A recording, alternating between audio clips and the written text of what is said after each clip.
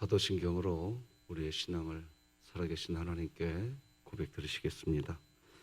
전능하사 천지를 만드신 하나님 아버지를 내가 믿사오며 그 외아들 우리 주 예수 그리스도를 믿사오니 이는 성령으로 잉태하사 동정녀 마리아에게 나시고 본디오 빌라도에게 고난을 받으사 십자가에 못 박혀 죽으시고 장사한 지 사흘 만에 죽은 자 가운데서 다시 살아나시며 하늘에 오르사 전능하신 하나님 우편에 앉아 계시다가 저리로서 산자와 죽은 자를 심판하러 오시리라.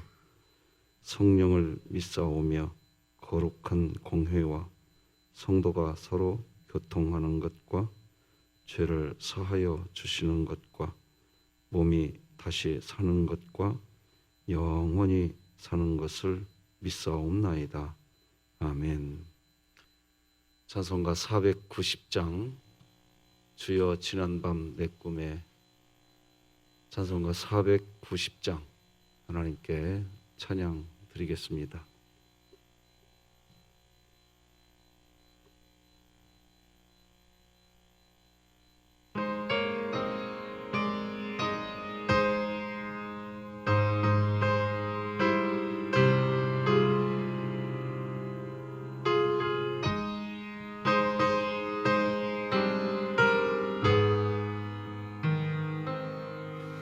주여 지난 밤 내 꿈에 배웠으니 그 꿈 이루어 주옵소서. 밤과 아침에 계시로 보여주사 항상 은혜를 주옵소서. 나의 놀라운 꿈 정녕 나 믿기는 장착한 은혜 받을 편이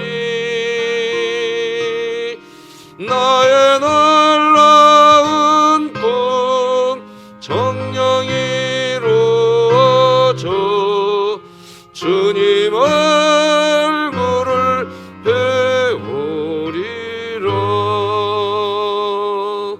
마음 괴롭고 아파서 낙심될 때 내게 소망을 주셨으며 내가 영광의 주님을 바라보니 앞길 환하게 보이도다. 나의 놀라운 꿈 정녕 나 믿기는 장착한 은혜 받을 편이 나의 놀라운 꿈 정녕 이루어져 주님 얼굴을 배우리라. 세상 풍조는 나날이 변하여도 나는 내 믿음 지키리니 인생 살다가 죽음이 꿈 같으나 오직 내 꿈은 참되리라. 나의 놀라운 꿈 정녕 나 믿기는 장착한 은혜 받을 편이 나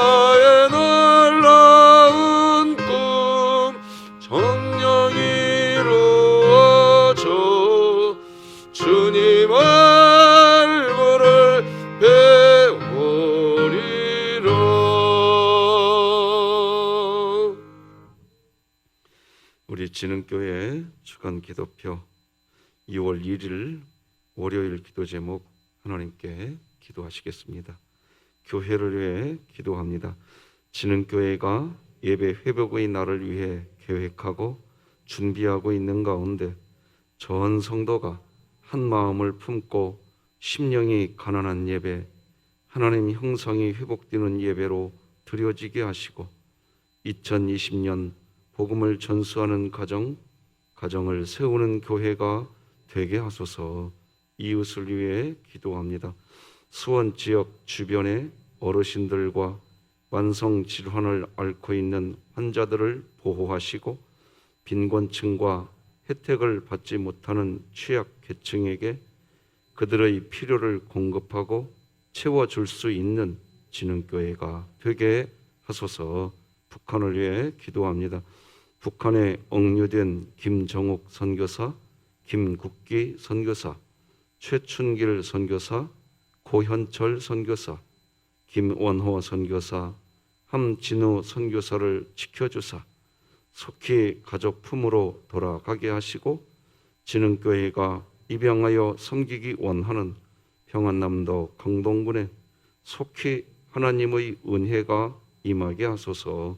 자녀를 위해 기도합니다. 진흥교회 다음 세대들이 끊임없이 말씀을 사모하며 하나님 나라를 세워가는 일을 충실히 감당하는 자녀들이 되게 하시고 예수님의 부르심에 대해 믿음으로 반응하게 하소서. 국가와 열방을 위해 기도합니다. 코로나19 감염증 확산으로부터 전 세계와 대한민국을 지켜주사 사회적 혼란과 질병에 대한 두려움이 그치게 하시고 국민들이 나라의 지침에 적극 협조하여 바이러스의 확산을 막고 일상생활과 환경이 하루속히 정상적으로 회복되게 하소서. 선교와 전도를 위해 기도합니다. 윤여호수와 김루디아 선교사 사역 현장에 있는 중국 성도들을 붙잡아 주시고 핍박과 위기 속에서 하나님의 복음이 더 강하게 역사하게 하소서. 이 모든 것 주 예수 그리스도의 이름으로 기도드립니다. 아멘. 오늘 함께 나눌 하나님의 말씀은 고린도 전서 말씀 되겠습니다. 새벽 예배 시간에 고린도 전서 말씀 함께 나누겠습니다. 사윗줄을 끼우셔서 새벽에 찾으실 때 편리하게 하셨으면 좋겠습니다. 신약성경 263쪽 즈음에 있는 고린도전서 1장 1절에서 9절까지 말씀 한 절씩 교독하시겠습니다. 고린도전서 1장 1절 제가 먼저 읽겠습니다. 하나님의 뜻을 따라 그리스도 예수의 사도로 부르심을 받은 바울과 형제 소스데네는 고린도에 있는 하나님의 교회 곧 그리스도 예수 안에서 거룩하여지고 성도라 부르심을 받은 자들과 또 각처에서 우리의 주 곧 그들과 우리의 주 되신 예수 그리스도의 이름을 부르는 모든 자들에게 하나님 우리 아버지와 주 예수 그리스도로부터 은혜와 평강이 있기를 원하노라. 그리스도 예수 안에서 너희에게 주신 하나님의 은혜로 말미암아 내가 너희를 위하여 항상 하나님께 감사하노니 이는 너희가 그 안에서 모든 일 곧 모든 언변과 모든 지식의 풍족함으로 그리스도의 증거가 너희 중에 견고하게 되어 너희가 모든 은사에 부족함이 없이 우리 주 예수 그리스도의 나타나심을 기다림이라. 주께서 너희를 우리 주 예수 그리스도의 날에 책망할 것이 없는 자로 끝까지 견고하게 하시리라. 함께 읽겠습니다. 너희를 불러 그의 아들 예수 그리스도 우리 주와 더불어 교제하게 하시는 하나님은 미쁘시도다. 아멘. 하나님께 드려진 예물이 있습니다. 하나님 아버지의 은혜로 이 죄인을 살게 하심 참으로 감사합니다 하며 드린 예물이 있습니다. 주님 더욱 사랑하게 하소서. 자녀들의 결혼을 위해 기도하며 감사함을 드립니다. 범사에 감사해 드립니다. 감사함을 있습니다. 이 시간 잠깐 기도하시겠습니다. 하나님 아버지, 하나님 아버지의 은혜로 죽을 수밖에 없는 죄인임에도 불구하고 오늘도 살고 있음에 감사하여 하나님 앞에 그 마음 표현하고 예물을 올려드리는 주의 백성이 있나이다. 주님을 더욱 사랑하기를 소원하고 자녀들의 결혼을 우리 하나님 은혜 가운데에 새로운 가정을 만들고 세워가기를 소망하며 드리는 예물이 있고, 생일을 맞아 범사에 감사하며 하나님께 우리의 인생의 주권자인 주님께 예물을 드리며 마음을 올려드리는 손길도 있나이다. 하나님, 이 예물들을 흠양하여 주시고 저들의 심령과 저들의 삶에 우리 하나님 한 분만으로 감사하며 찬송하는 놀라운 하나님 나라의 복이 가득하게 하여 주시옵소서. 귀한 예물 우리 하나님 기쁘게 흠양하여 주시기를 소망하며 예수님의 이름으로 기도드립니다. 아멘. 오늘은 끝없는 하나님의 사랑, 인간의 지속적인 연약함, 이런 제목으로 하나님 말씀 전하겠습니다. 고린도 교회가 탄생하게 된 배경에는 사도 바울의 역할이 결정적이었습니다. 그렇게 고린도 교회는 세워졌고, 이제 사도 바울은 고린도 지역을 떠나 다른 곳에 가 있습니다. 하지만 사도 바울은 잘 알고 있습니다. 고린도 교회가 처음 시작될 때부터 지금까지의 모든 교회의 역사를 다 알고 있습니다. 사도 바울이 알고 있는 고린도 교회의 역사는 한마디로 은혜였습니다. 그래서 사도 바울은 고린도 교회에 편지를 쓰면서 고린도 교회를 향한 하나님의 은혜로 감사한다고 오늘 본문 4절이 이렇게 기록합니다. 그리스도 예수 안에서 너희에게 주신 하나님의 은혜로 말미암아 내가 너희를 위하여 항상 하나님께 감사하노니. 자, 그런데 그리스도인들에게 문제는 하나님의 은혜를 받고 살아가면서도 그것이 하나님의 은혜인지를 이해하지 못하고 끝까지 인간은 자기 자아만 사랑하며 살아간다는 겁니다. 수도승과 전갈 이야기를 해드리겠습니다. 수도승이 물속에서 목욕을 하고 있는데 새끼 전갈이 물속에서 허우적거리고 있는 것을 보았습니다. 전갈은 수영을 못합니다. 놔두면 그대로 죽을 수 있습니다. 순간 수도승은 불쌍한 마음이 들었습니다. 그래서 손으로 집어서 육지 쪽으로 옮겨주려고 하는데 이 전갈이 독침으로 손바닥을 찔렀습니다.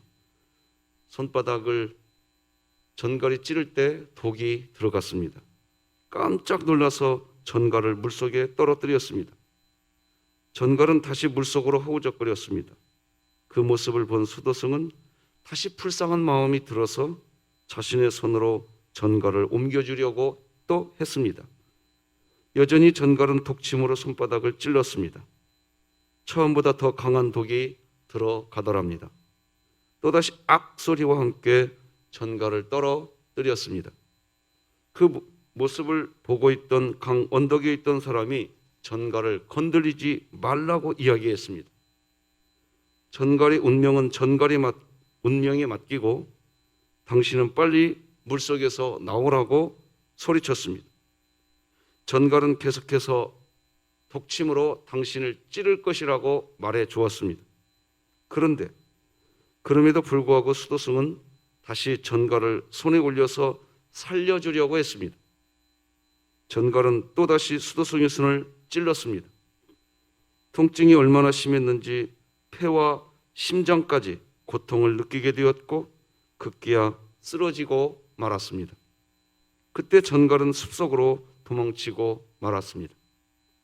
그 모습을 지켜보고 있던 사람이 이야기합니다. 그거 봐라, 내가 뭐라고 말했니?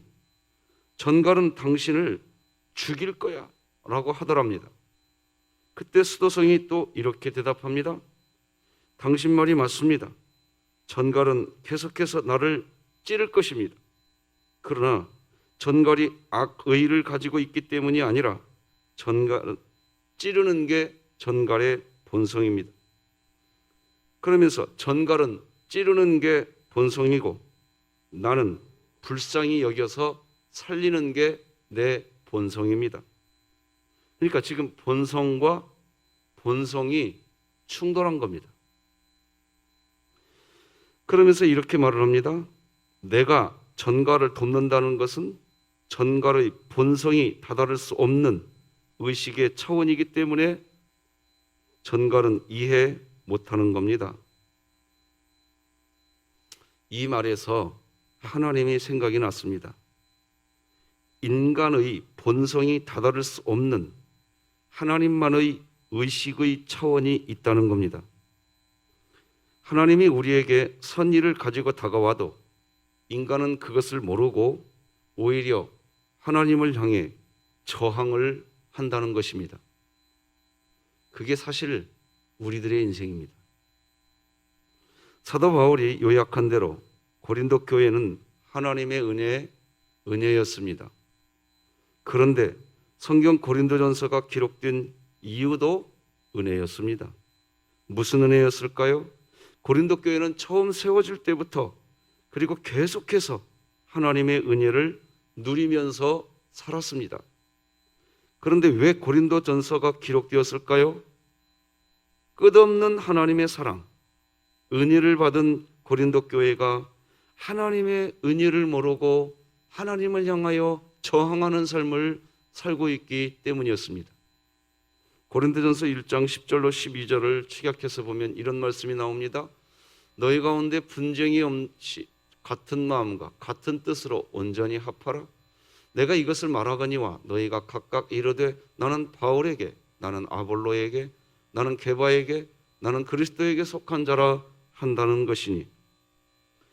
하나님은 고린도 교회가 하나님이 베풀어 주신 은혜를 모르고 이렇게 서로 저항하는 분쟁 가운데 있는 것을 알고 계셨습니다. 그런데 다시 고린도 교회를 품어주고 싶으신 것입니다. 또다시 끝없는 하나님의 사랑을 주시고 싶은 것입니다. 그래서 사도 바울은 고린도전서를 시작하면서 하나님의 은혜를 그래서 가장 먼저 이야기합니다. 사도 바울이 이야기하는 은혜는 첫째, 너희가 거룩해진 것은 너희의 어떤 수고 때문이 아니라 하나님의 교회 곧 예수 그리스도 안에서 그리스도로 인하여 거룩해진 것이라고, 그것이 은혜라고 오늘 본문 2절이 먼저 설명합니다.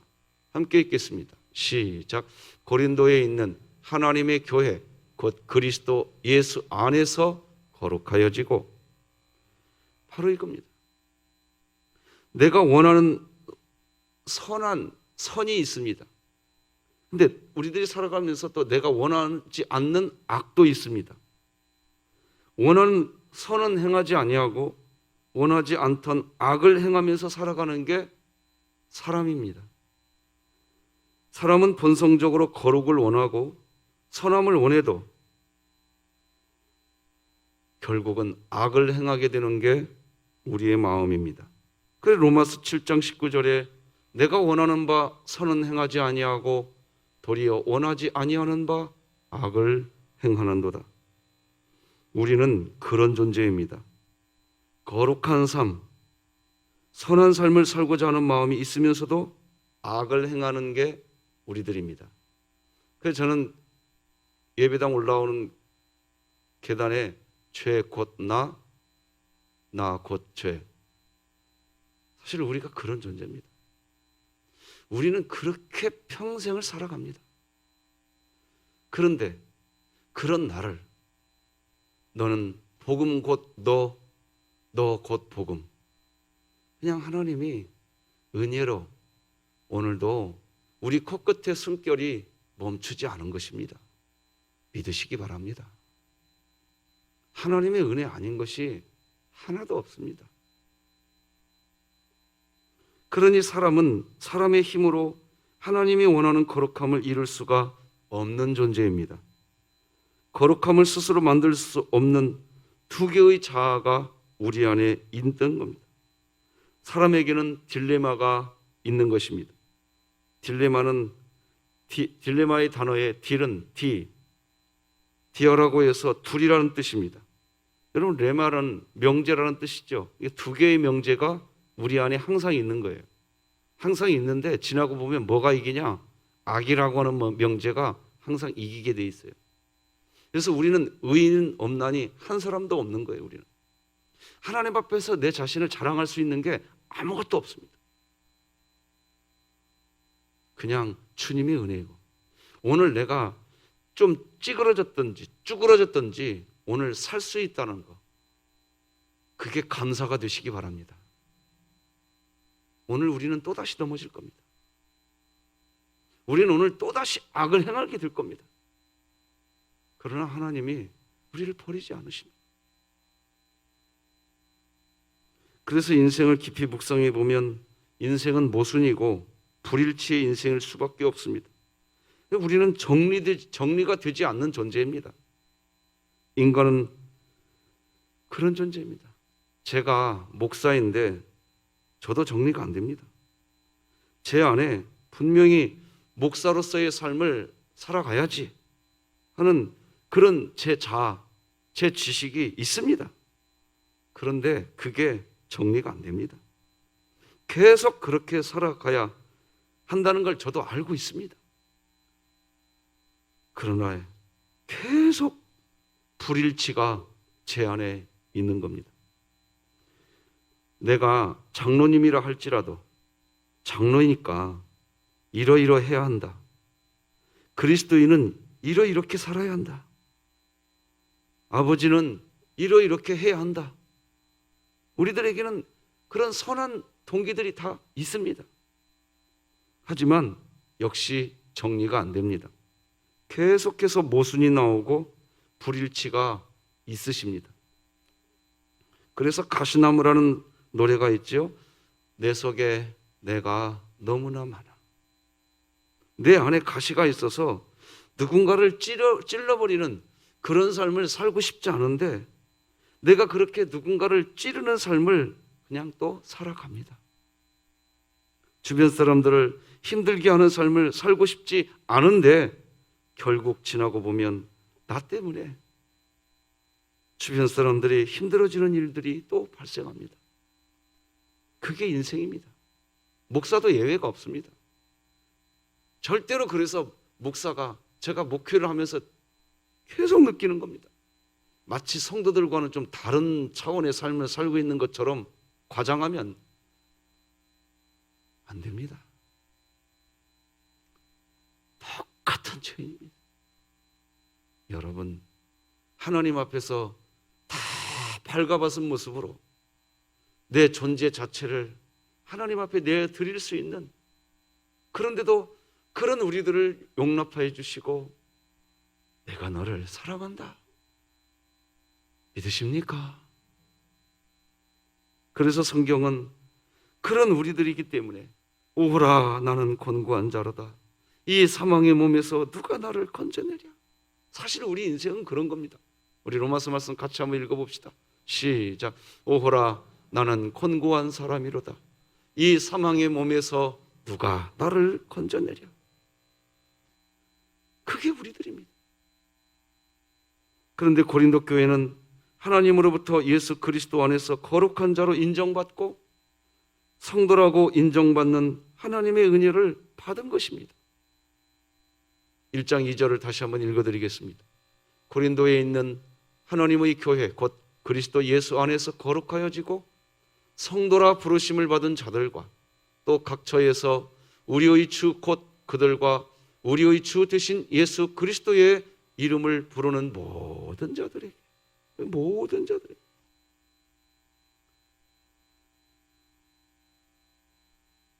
사도 바울은 다시 3절과 4절을 이어져가는 고린도 교회가 그럼에도 불구하고 여전히 은혜가 있기를 원한다고 고린도전서 1장 3절은 또다시 이야기합니다. 하나님 우리 아버지와 주 예수 그리스도로부터 은혜와 평강이 있기를 원하노라. 여러분에게 하나님으로부터 주어지는 그리스도의 은혜, 평강이 있기를 축복합니다. 왜 또다시 은혜가 있기를 원한다고 할까요? 지금 고린도 교회가 사도 바울을 통해 기록된 고린도전서 편지를 받게 되는 것 그 자체가 또 은혜인 것입니다. 어떤 사람이 관계 맺게 할 때 제일 힘든 사람일까요? 지나치게 자기 확신에 찬 사람입니다. 나는 하나님 말씀 앞에 서 있기 때문에 나는 넘어지지 않아. 나는 든든해. 말이 되는 소리를 해야지. 나는 그렇게 안 해. 제일로 하나님이 다루시기 힘든 사람입니다. 제일 하나님께서 가까이 해주기가 어려운 사람이에요. 거 봐, 나처럼 해봐야지. 제일 무서운 사람이에요. 자기 확신에 찬 사람들, 누구의 은혜 따위에 대해서는 관심도 갖지 않았던 그게 고린도 교회의 지금 모습이에요. 예수님 당시 가장 심한 욕이 바로 저 사람 고린도 사람 같아. 이게 최고의 욕이었어요. 그만큼 고린도 지역의 사람들이 어떻게 살았는지를 알 수 있는 거죠. 그만큼 고린도 지역의 사람들은 음란했고 강팍했고 돈밖에 모르는 사람들이었습니다. 그런데 하나님은 그런 고린도 지역의 사람들을 거룩한 사람으로 인정해 주신 것입니다. 뿐만 아닙니다. 하나님은 그들에게 모든 언변과 모든 지식에 풍족한 사람으로 세워주셨고 모든 은사에 부족함이 없게 해 주셨습니다. 우리 본문 5, 6, 7절 같이 읽어봅시다. 시작. 이는 너희가 그 안에서 모든 일, 곧 모든 언변과 모든 지식에 풍족함으로 그리스도의 증거가 너희 중에 견고하게 되어 너희가 모든 은사에 부족함이 없이 우리 주 예수 그리스도의 나타내심을 기다림이라. 하나님께서 이렇게 해주신 이유는 예수님이 재림하시는 그날까지 책망할 것이 없는 자로 끝까지 견고한 그리스도인으로 살아가게 하려고 하신 것입니다. 그래 8절에 이렇게 기록하죠. 주께서 너희를 우리 주 예수 그리스도의 날에 책망할 것이 없는 자로 끝까지 견고하게 하시리라. 앞으로 여러분들이 이제 새벽 예배 시간에 고린도전서를 보시면 알겠지만 책망을 많이 듣습니다. 고린도 교회가 책망을 많이 들어요. 그런데 하나님께서 바울을 통해서 왜 그렇게 책망하느냐? 방금 읽어드린 이 8절 때문이에요. 그리스도 예수의 날까지 너희들을 끝까지 견고하게 해주고 싶은 겁니다. 사실 코로나19 이 바이러스로 우리가 또다시 받는 교훈 중에 하나가요. 우리 새벽 예배 성도님들은 이 정도 믿음은 갖고 계셔야 됩니다. 뭐냐? 여러분 교회 오실 때 때로는 하나님 말씀으로 혼나기도 하셔야 됩니다. 저도 혼나야 되고요. 여러분들도 혼나실 때가 있어야 돼요. 그것을 시험 들시지 아셔야 됩니다. 정말입니다, 여러분. 목사를 통해서 좋은 말만 들으려고 하시면 안 됩니다. 저도 그런 설교할 때 힘든 건 있어요. 그러나 제가 타협하면 안 되잖아요. 내 영혼을 위해서도 타협하면 안 되고 우리 교회 성도들의 영혼을 위해서도 타협하면 안 됩니다. 왜 그러느냐? 중심은 뭐냐? 그리스도 예수의 날까지 견고하게 가십시다. 우리 진흥교회 코로나19 이전에 있었던 함께 모여 예배했던 우리 모든 성도님들이 한 사람도 애굽으로 넘어지는 성도가 없기를 누구보다 기도하고 있습니다. 여러분, 오늘도 내가 의로워서 여기 온 거 아닙니다. 누가 의롭습니까? 우리들의 본성은 여전히 죄를 향해 달려갑니다.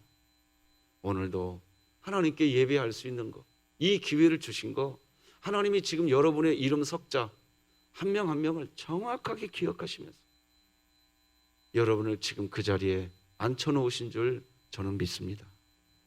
성도 여러분, 때로는 하나님께 칭찬도 받지만 때로는 하나님께 꾸지람도 듣 중요한 것은 아버지의 그분 하나님께서 내가 너희를 그리스도 예수의 날까지 견고하게 하시리라.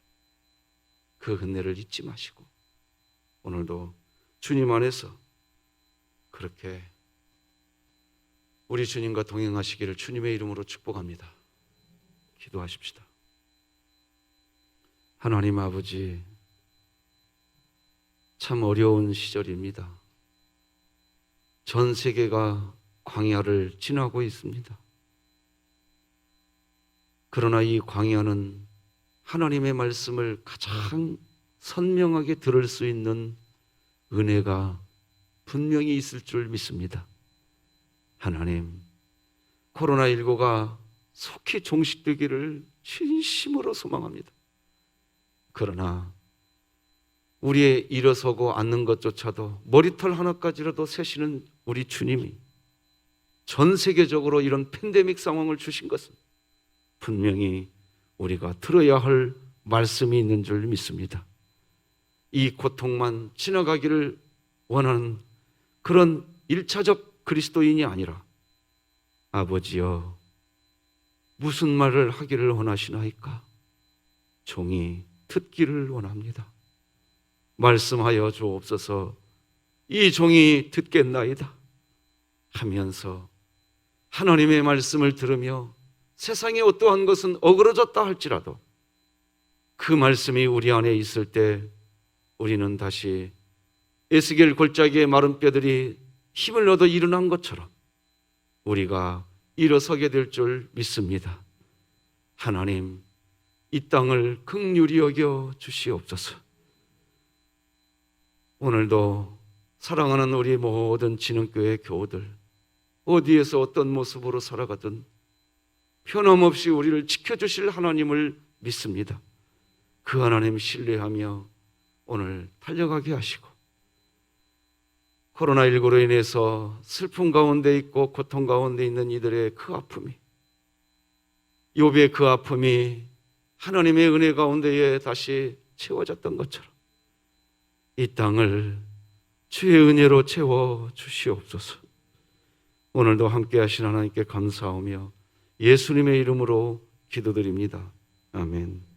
하늘에 계신 우리 아버지여, 이름이 거룩히 여김을 받으시오며 나라가 임하시오며 뜻이 하늘에서 이루어진 것 같이 땅에서도 이루어지이다. 오늘 우리에게 일용할 양식을 주시옵고 우리가 우리에게 죄 지은 자를 사하여 준 것 같이 우리 죄를 사하여 주시옵고 우리를 시험에 들게 하지 마시옵고 다만 악에서 구하시옵소서. 나라와 권세와 영광이 아버지께 영원히 있사옵나이다. 아멘.